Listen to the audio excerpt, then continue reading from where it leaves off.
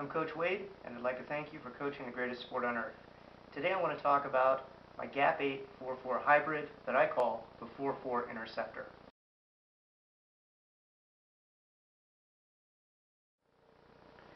I want to talk a little bit about our 4-4 Interceptor front calls. Now, you hear me throw out a 3-digit code quite a bit. 303, 311, 225, 226, 228.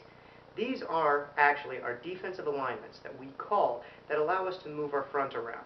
Simply lining up in a 4-4 is only half the battle. Understand that the 4-4 is trap meat. Anybody that runs a good inside trap is going to go right through a 4-4. So the problem is we need to find a way to adjust our front and move around our weak spots to prevent that from happening.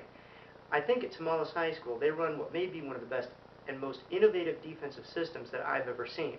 It's very easy to teach, it's very easy for you to learn so that you can teach it, and it's also very, very effective at messing up the offensive line, particularly if you use it as a weapon.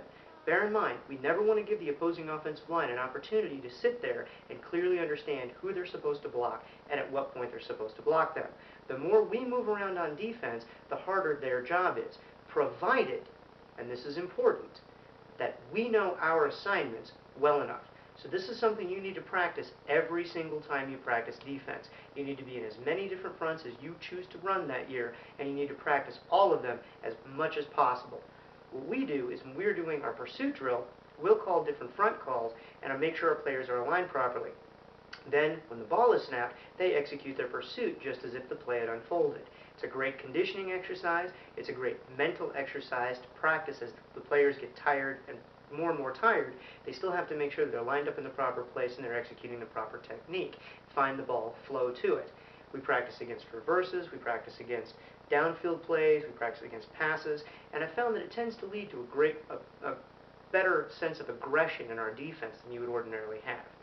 Now behind me on the whiteboard I have the basic 4-4 front calls. It's a 3-digit code. The first digit, in this case we'll call it a 2, corresponds to the strong side defensive tackle. This is going to be his alignment. The second digit corresponds to the weak side defensive tackle. This is his alignment. And the third digit corresponds to the weak side defensive end.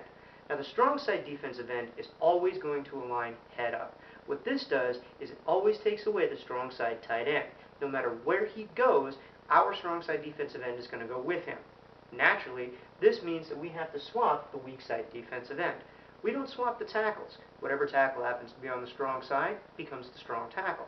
Your tackles should be well enough trained to be able to recognize this and play their position and seal off their area of the field without worrying too much about whether they're the strong guy or the weak guy.